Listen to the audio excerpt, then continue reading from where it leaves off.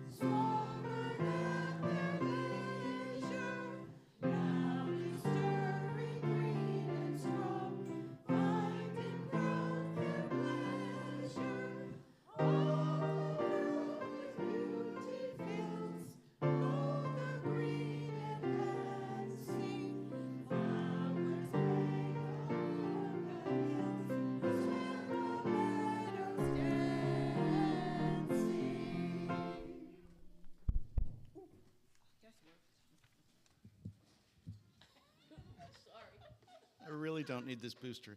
Good morning. Welcome, everyone. My name is Ken Wechter. My pronouns are he, him, and I am your worship associate on this beautiful Sunday morning. We welcome you into this sanctuary where we celebrate diversity and learn from one another, no matter our differences. We know that this is the way to uncover what is divine and to transform the world with love. Let us begin our worship with these opening words by Reverend Bob Janice Dillon. Call to presence. Here within these walls, here in this community of love and justice, we pause in our busy lives to consider what is worthy of our deepest yearnings. In the time we are given here, may we pay attention to wonder of each moment. May we grieve what is lost, and may we be grateful for our life on this beautiful earth.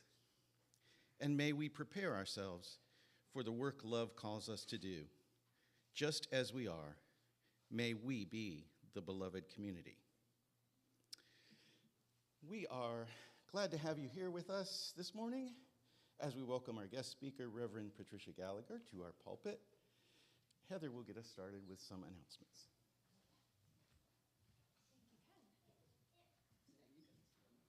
That's okay. I'm a little bit shorter than Ken. That works. I'm Heather Norby. I'm the Spiritual Life Director for this fantastic congregation. Thank you for all being here with us today. I just have a few announcements so that we can live into our mission statement of love plus connection equals transformation. First, I would like for you to know that Marcia Bergen's Celebration of Life service will be on April 12th after the service. We will have a chance to have snacks and refreshments, and then we can come back in here for Marcia's service, okay? And that will also be in the newsletter. We have a board meeting today at 1 o'clock here in the sanctuary. If you're on the board, please remember to come. If you're not, you're welcome to come observe. We'll be talking about the budget. The Finance Committee has wrapped up the pledge drive. And I see there's more green leaves on that tree. Beautiful. Thank you all. Thank you all. What, do you have a number for me? So we got the pledges up to $72,000, half of our dream budget, but that's great. Okay. All right. Thank you, everybody. Thank you.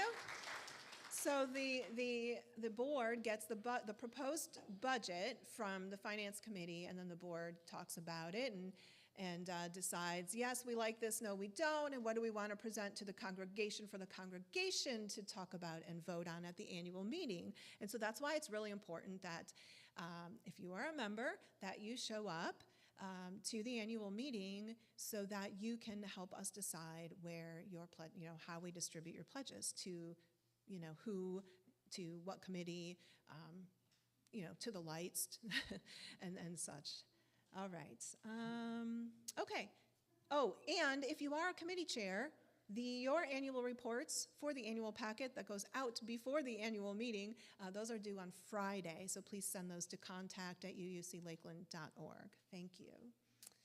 This Wednesday, there is a worship committee meeting at 5 p.m. here in the sanctuary, where we discuss our worship services and come up with ideas for future worship services.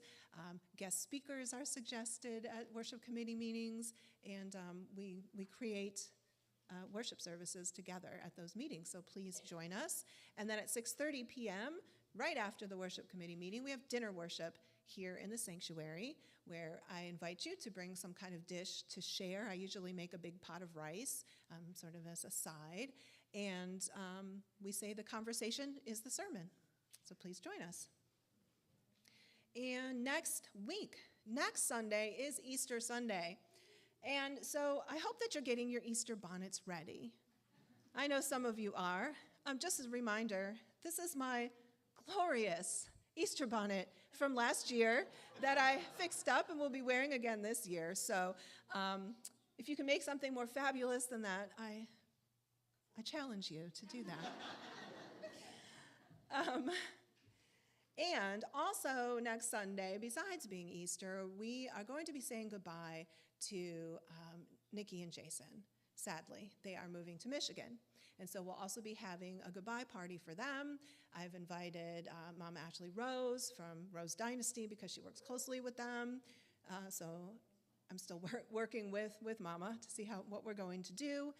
And you know, Nikki also published a book of poems called Buried Before Winter. You can get it at bookshop.org in our UUCL store, and hopefully she'll sign it. There you go. There's a QR code right there. Thank you, Crystal. Hopefully she will sign that for us before they leave for Michigan. Yeah, so it's going to be a big, joyful celebration with a little bit of sadness as we say goodbye to our dear friends. All right. Our annual dinner is April 25th, I believe. It's the night before the annual meeting. We need for you to RSVP. Say, yes, we're going to be there, or no, we're not, because we need to know how many people we're going to need food for, or if we should do a potluck, or I think we're going to be talking more about that at the board meeting. But anyway, we want to know who's going to be there, so please let me or Jen, actually let Jen know, because she can keep track of that. I'll probably just forget. Let us know if you can make it, and don't forget, there's going to be a talent show. And we want for your talents to show up, you know. I know you all have some really special talents. It can be anything, really. And if we get 7 of you, then I agreed with Tom to do a special karaoke tune. But only if there's 7 others of you. Okay, it's not going to be me by myself. And for the annual meeting, if you're not going to be here and you're a member, please see Adam about proxies, and he will help walk you through how to do a proxy. Thank you, Adam. Okay. Great turnout at the No Kings rally yesterday. Yeah. There were 23 of us in Lakeland from this congregation, and I know that Gail and Peter went to Lake Wales, yeah, and saw Athena there, because Athena was like going all day long to all of the rallies. Woo, endless energy. And so thank you all for showing up. Our yellow shirts make a difference. People go, oh, it's the Unitarians. And there's people that say, you know, I used to go to a Unitarian church in Colorado. I had no idea you were here. We're here. And so that is, you know, those yellow shirts are how we can, you know, let people know that we are here. And also, I've sold all of the adult yellow t-shirts. So we have kids left, but if you're an adult and you still need a yellow t-shirt, we need to figure out how to get yellow t-shirts. Yes, we are making like a different t-shirt for people that don't want to wear the yellow ones, but we need yellow when we're at a protest. It matters, like it really does. It stands out. Look at us. Look at us. We're beautiful. So thank you, everybody. Thank you. All right.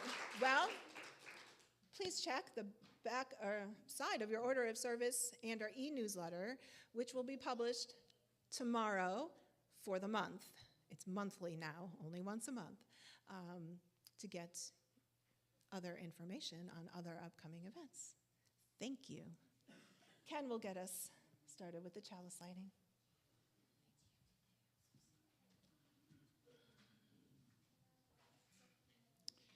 The flaming chalice is the symbol of this Unitarian Universalist faith. We light it each Sunday, as do UU churches around the world, to create sacred space, to connect us with one another, and to remember who we are as a people of faith, a people who persist with love, who resist the forces of violence, fear, and control, and who offer resilience through our theologies of interdependence. Thank you, Dave and Arlo, for lighting our chalice. As we light our chalice today, let us recite together the declaration and the covenant we make to ensure that the shared Unitarian Universalist value of transformation enlightens the world. We adapt to the changing world. We covenant to collectively transform and grow spiritually and ethically. Openness to change is fundamental to our Unitarian and Universalist heritage. Never complete and never perfect. Let us rise in body or spirit to sing in English and Spanish, hymn number 123, Spirit of Life.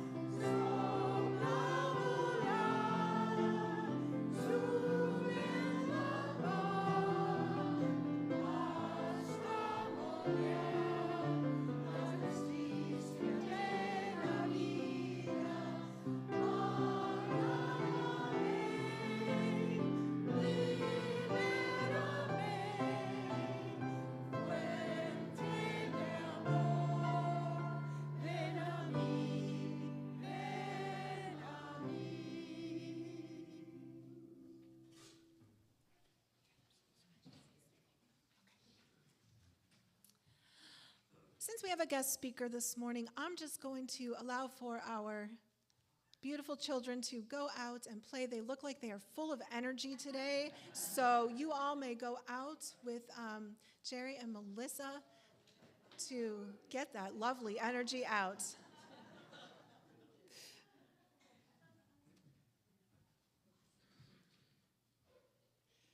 Here we gather, tucked back in this friendly neighborhood between the beautiful tall pines. We're a small church with big aspirations. We can achieve those aspirations if everyone gives of their time, talents, and treasures. Our shared Unitarian Universalist value of generosity calls us to be faithful UUs by covenanting with one another to freely and compassionately share our presence and resources. This is the time in our worship service where we are given the opportunity to share. Ushers will now pass our plates.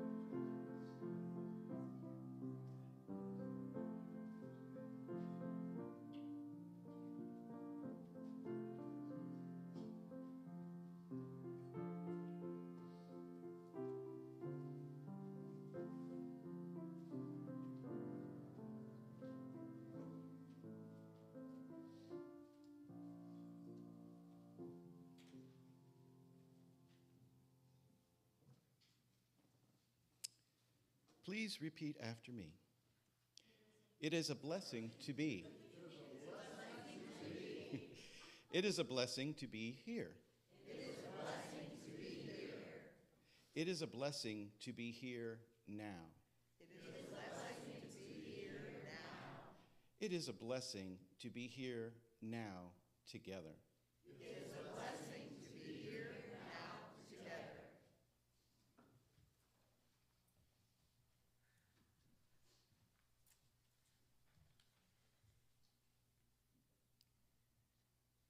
As a congregation, we come together in many ways. Through collaboration and commitment, we support one another. Our ritual of joys and sorrows allows us to put that into tangible practice. Our Joys and Sorrows book is an opportunity to share with everyone here something that is occurring in your life, whether that be an ongoing source of grief or something that made you smile for a brief yet memorable moment. It is an opportunity to express emotional vulnerability in a space where it is safe to do so. Before the beginning of service, the Joys and Sorrows book is accessible to anyone who wishes to write down a personal joy or sorrow to share. It sits on the podium just through the main entrance to the sanctuary.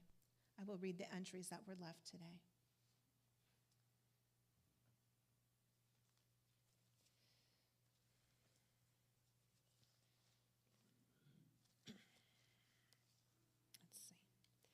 This is from John Hughes. Ask me how I feel yesterday, didn't feel old at all. Yesterday I tied my shoe, didn't need a chair to do it too. I miss who I was yesterday, but today ain't gone astray, still here breathing, still okay, just moving slower than yesterday. If tomorrow's worse, I really miss today. Thank you, John. Yes.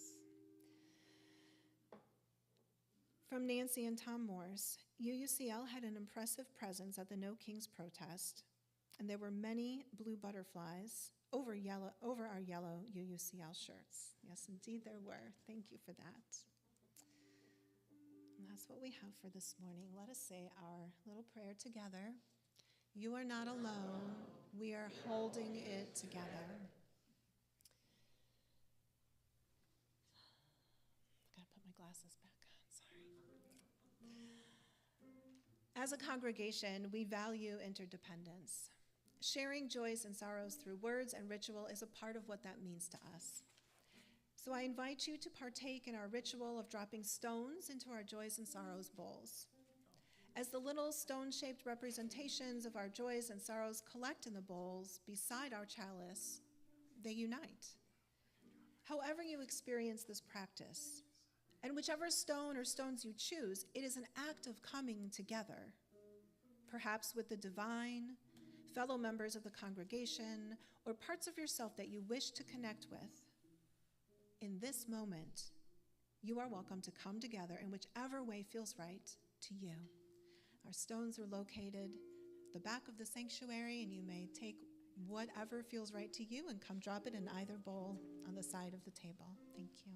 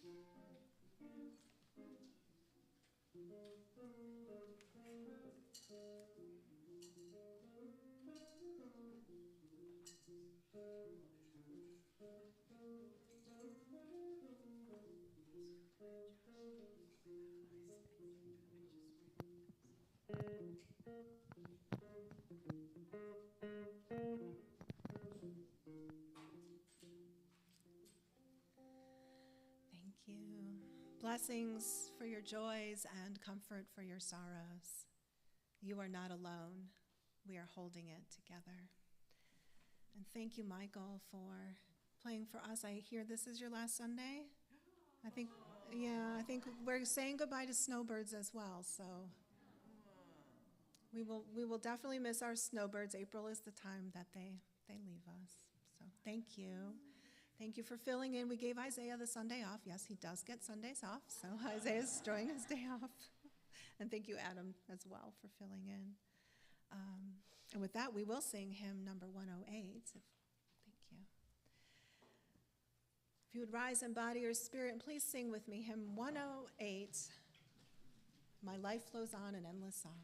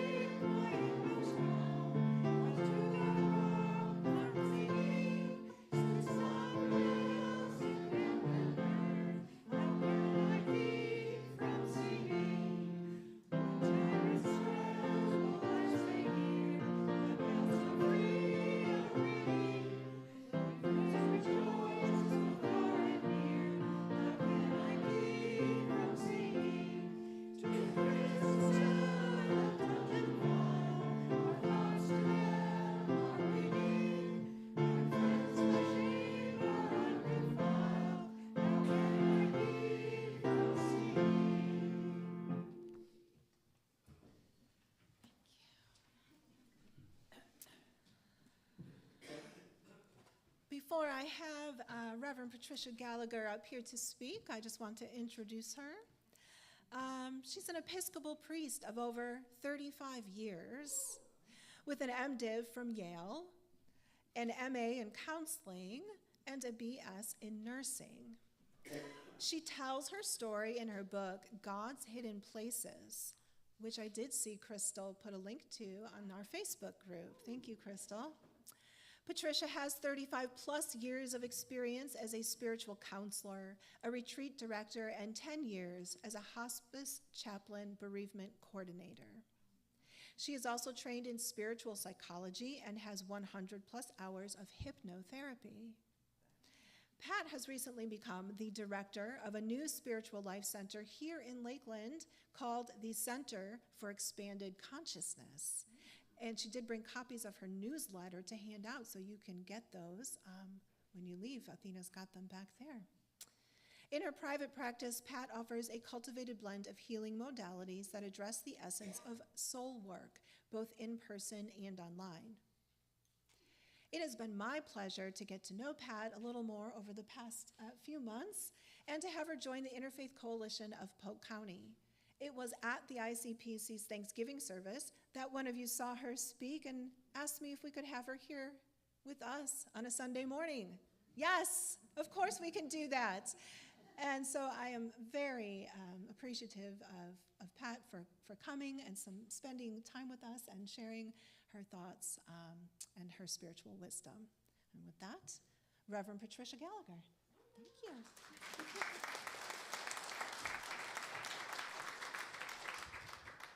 Thank you. First, I want to apologize to Ken for having to crunch down because I'm short. And the poor man, I'm sorry, Ken, it was quite a challenge. So I'm the director of the Center for Expanded Consciousness now in Lakeland. It's a new spiritual life center, and I'm honored to be here, truly honored to be here. Our mission statement is dedicated to creating and holding the sacred space necessary to support one's evolution of consciousness and spiritual transformation. Our values are love-centered in the precious oneness of us all, honoring the divinity within each and the many paths we travel. Probably much like your own statements, right? Carl Jung said, "Who looks outside dreams. Who looks inside awakens." Our motto at the center is, we believe the way forward is the way inward. The Center for Expanded Consciousness was created as a place you can go within to stretch your minds and hearts, to awaken to new realities beyond your usual perceptions, much like you do here. Such as knowing that that there is more here than meets the eye, and that you are a spark of the divine. Oh. It is a place where we can learn the language of our soul and the power of our being. If you but what? Pay attention. Sacred space is a powerful place wherever it is named. And as you have named it here, we can be conscious as we come together now that we are within your community of love. I thank you. So let's get started. At this time of chaos in the world, when everything seems louder and faster, there's something quietly radical about slowing down enough to really notice, to look closely, to stay curious, to pay attention. Our divine inner self pays attention to life. It helps us move more majestically, allowing us to slow to the pace of peace, slow to the pace of peace, and invites us to take earnest inventory of ourselves. We look, and then we look again, with new eyes and open minds. New happenings are unfolding now, and not just on our earthly planet, but everywhere in the universe. Expanding consciousness is available to us all. And what do I mean by expanding your consciousness? Easy. Well, consciousness expansion merely refers to the process of increasing one's awareness and understanding of oneself and the world around them. It's how we return to source. It's how we move forward in unity, in oneness within our diversity. It's how we co-create a future rooted in presence, purpose, and planetary care. We were born into a time of tremendous change, uprooting, and opportunities. Division, polarity, separation, conflict, greed, may I say more, excessive materialism, heightened anxiety, and fear. And so what does all this create? What does all this produce, this division, conflict, greed, anxiety, fear, etc.? Well, guess what? It produces short attention spans, inability to process data, a lack of focus, except maybe when you're focusing on your cell phones. We all do that, right? But the short attention span, it's short texts that we write, right? We don't talk on the phone much anymore, do we? Yeah. And then there is mental and deep unease. And so what does this all create and produce? It produces a world of perpetual war, facing unprecedented challenges and on all fronts. Thinking about it, what else could it create? What else could it create? Division, greed, fear. What else could it create? So this is our situation today, isn't it? That's why we're marching. That's why we're doing things. Because the division, separation, polarity connects us to why our own individual inner peace matters so profoundly for global peace. When we look at conflicts, wars, and suffering in our world today, we can trace much of it back to what happens when we human beings, lack inner peace. We know what inner peace looks like with essential dimensions such as balance, harmony, calmness, compassion, equanimity, and the transcendence of materialism and, yes, hedonism. This is a challenging time for many of us as the world we thought we knew is changing right before our very own eyes, isn't it? At present, humanity is keenly aware of its material existence, but not so much aware of its spiritual existence, where our hearts and minds are in unison and speak with a profound message of love that can always be felt within our atmosphere. We have been collectively hypnotized into a view, a reality that is fixed, confined, limiting, and nothing short of imprisonment. I want to get out. When one sees through the lies and the manipulations of our world, we can take on a new energy to overcome the lethargy and inertia that are intrinsic to our societal limitations, and we can therefore change our journey into hell to a journey into infinite possibilities. You with me here? Yeah, okay. It doesn't matter that, it doesn't mean that we leave this world, but it does mean that we transcend it while still being a part of it. I am in this world, but not of it. Who said that? Anybody know? No? Jesus. I am in this world, but not of it. That's what we need to do. More people are answering an inner call to explore what lies beyond the familiar now. A powerful year of discovery is unfolding, and we can be grateful to walk this path together. We are a rainbow people. The LGBT plus community, my community as well, surely got their logo correct and the flags correct, because it relates to all of humanity's heartfelt journeys that are pushing us, maybe not so gently, but pushing us into this new paradigm called the Rainbow Connection. In the popular song, the Rainbow Connection is often interpreted as a journey of believers, the lovers and dreamers, searching for a deeper understanding of God's love and the deeper truth of existence, that we are all one. It highlights a desire to find the magic that connects all things, suggesting that life's deeper meaning is found in love, faith, and the oneness of all. What's so amazing that keeps us stargazing? And what do we think we might see?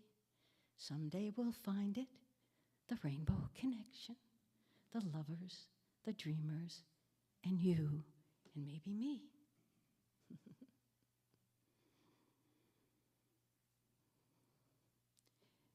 The outmoded model of separation truly is breaking down now. You're a part of that. We're breaking it down. Its low-frequency vocabulary full of negative and warrior words is beginning to give way, I believe, as so many, to a new and balanced form of a collective human empowerment. We are that collective human empowerment. We are the ones we have been hungering to meet, to call us out of this wilderness, this chaos. It is time, and it is now. We must meditate and pray. It's the only way individually we can start to save ourselves and the earth we stand upon during these harsh and ignorant times, to meditate and to pray. I'm reminded of a story I read that tells of a devotee asking a Maharishi how to meditate. And the Maharishi said, "Meditate like Christ." "Ah, what?" said the devotee, and then asked, "Maharishi, how did Christ meditate?" And the Maharishi became very quiet and closed his eyes. And after a few moments, he had a blissful expression on his face, and a tear trickled down his cheek. And he opened his eyes and said, he lost himself in love. Ah, how did Christ? He lost himself in love. So then maybe this is all we need to enter into a new way of being, losing ourselves in love and living and speaking from there. And if we choose to take this walk into a more intense way of being with a specific deepening within our hearts, we will become aware that we are and we have become a unique vibrational tone, a tone only of love that fills the air with wonder and awe as we, with so many, continue to reveal a transformation that fits the future human into a new world dawning, a new world dawning. And wow, we are ready for a new world dawning, aren't we? Yes, yes, yes. So meditate and pray. Well, why? Well, because meditation softens the heart and brings us closer to our inner selves, our higher beings, some call our divine self. And prayer? Well, prayer is a state of being, a song that hums in the humble heart. The words of a prayer are but a bridge to lead us into a state of interiorization. Both these ways brings us to a state where we what? Look within. Because remember, inner peace has to happen to us first before we can take it out into the world, before we can have global peace. It's individual. In this state, we can be carried on the waves of love into the mystical depths of our hearts, into that union with the divine, where all things are possible. Yes. Because you see, and I'm pretty sure most of you would agree with me, we are not here for war, massive grave diggings, resulting from all forms of genocide, rape, and brutal restrictions of a person's mind and body. We don't need to chew on the bones of others to be free of fear. The world has shown us more. It has shown us the magic of love. They say love can move mountains. We have found wondrous potential in our humanness through such things as realizing the heart too has a brain. And if that sounds unfamiliar to you, it's on the internet, look it up. The higher vibrations of love will heal our bodies, minds, and spirits. Our minds are capable, and they've researched this. Our minds are capable of touching the minds of others in different parts of the world without physically being there. So if we can accomplish all this and so much more, couldn't we believe we could study peace as we work through our aggressions? What an idea, huh? Couldn't we believe we could dictate a new story? Couldn't we believe we could challenge our blindness to visualize new ways to fill the earth with flowers of kindness? Couldn't we believe we could dispel the lies of being powerless and beat down the doors of hypocrisy and vile claims that we are insignificant? No, no, no. Couldn't we believe we are enough? More than enough? To rip the veil of ignorance from our eyes, feeling certain that we could reveal the promise of enlightenment that the universe has set before us.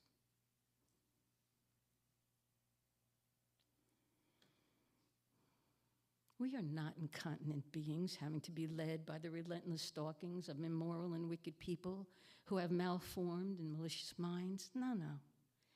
Wisdom is about still loving them, and it's about being able to put situations into perspective with an ability to discern from our inner guidance how to process the movements necessary for us to advance with peace and love. Yes? My heart cries out, asking to please look further into who we truly are, where we've come from, where we've come from. We've come from the heart of a divine intelligence, the heart of God, if you want to say. And so, if we really believe that this is true, where we come from, then why these harsh times? Why this desert? Why this city without a soul? Why this worldly ignorance?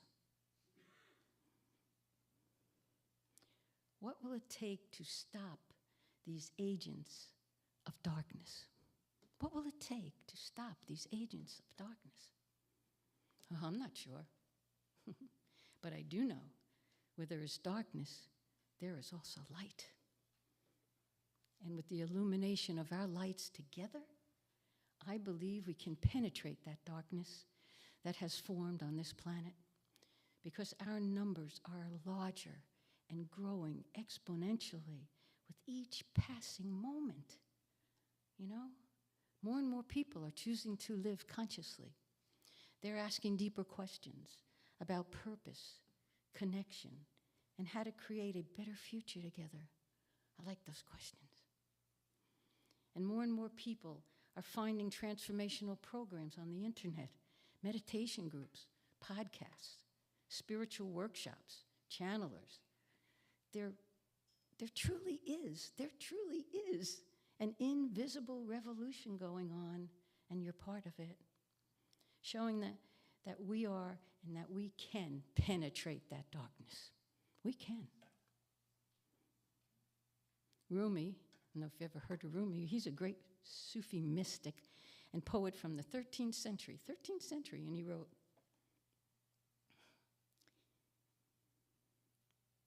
"If everything around you seems dark, look again.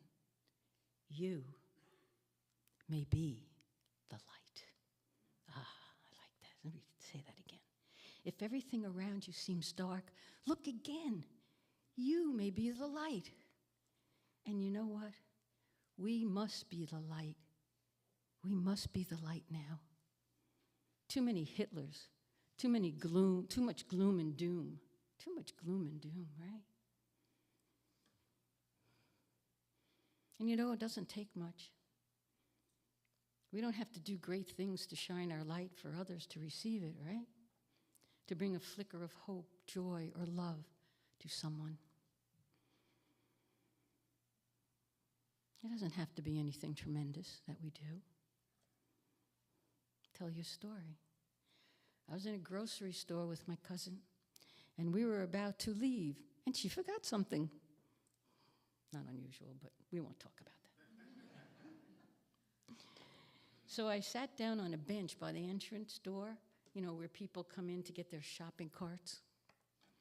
I was waiting for her there. And I suddenly began to pay attention as people walked in, noticing that most people look kind of down, kind of sad, kind of tired.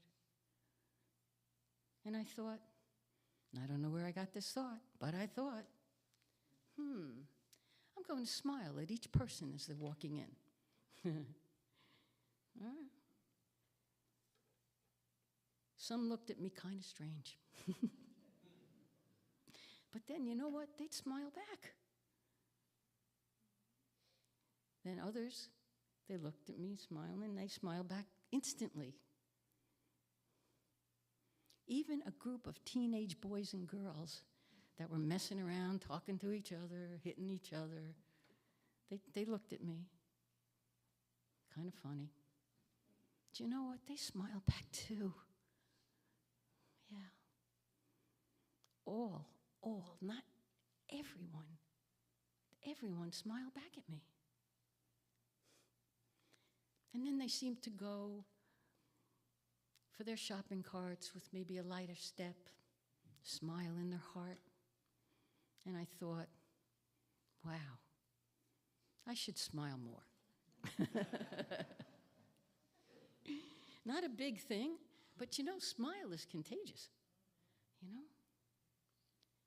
So put up your hands, shout with joy, scream it out, people, for you are the fundamental nature of God, and you can change the world. For you are the heart and soul of universal thought that carries with it eternal goodness and wisdom. We must pay attention to realize this and move with it to free our world of experiences, of misleading depictions, of increasing mind games. And instead, yes, instead, celebrate who we really are. Celebrate the thumbprint that each one of us is born with. What is that? You know? One of our biggest mysteries is that on a particular day, in the womb of our mother, in one moment in time, there's a clump of cells that are formed within that womb. And in the next instant, something happens. Something happens. We mothers know this.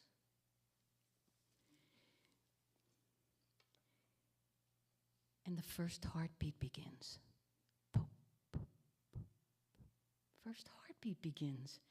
And the scientists don't know what triggers it, and they probably never will, because at that moment, it is said of that first heartbeat that our soul comes into our bodies. The part of us that is ageless, the part of us that is timeless, the part of us that is divine, divine. That is the thumbprint that is placed on each one of our souls. Ha! And that is when the celebration of life begins as we come into this world to tenderly step upon the shoulders of our ancestors to help us all. As our divinity stretches within us and we move, as the world moves towards an elevated enlightenment. We are moving towards that. And you're helping it. So pay attention as the breath of universal love carries you all.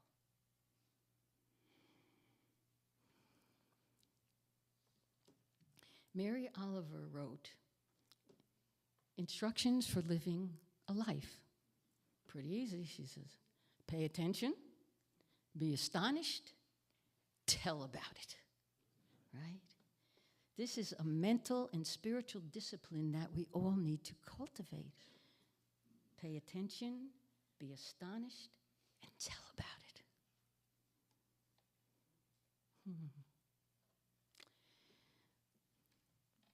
I would like to end this download I received from my spirit guides as I was finishing up writing this talk. And it began. We can hear you calling to us, asking us, where have we been and why we don't help stop the earth from retching. Do be still now as we tell you things you need to know that are important to your soul. The energies being sent to your earth are stronger now than ever, and you need to gain some equilibrium. You can't stay in bed under the covers afraid of what you'll see. Wake up and follow the signs that take you to the casualties. Healing awaits you there and takes you ever so gently as you embrace the wholeness of what you must do there and where you must go to realize and walk into a new dimension where there is no separation, only oneness, attracting others to move forward with you. And when you travel there and are awakened to the radiance of a sacred, passionate love for all, you will know you have come home to your heart. And the universe will enlarge within you as you create with us a new world order to begin. We are here, feel our energies mingling with yours to create a new network of souls, an evolution that will be based solely upon universal love and peace. Universal love and peace. Namaste. My soul honors your soul. I honor the place in you where the entire universe resides. I honor the light, love, and truth within you because it is also in me. In sharing these things, we are united. We are the same. We are one people. Namaste.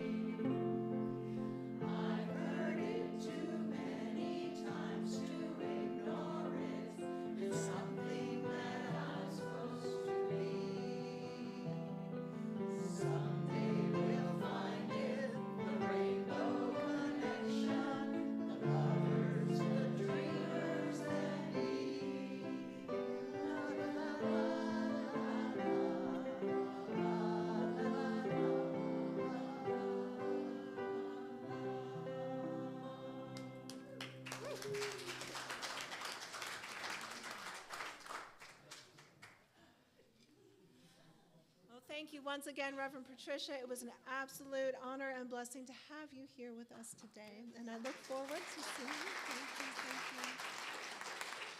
And Ken will help us to extinguish our chalice and give us some closing words.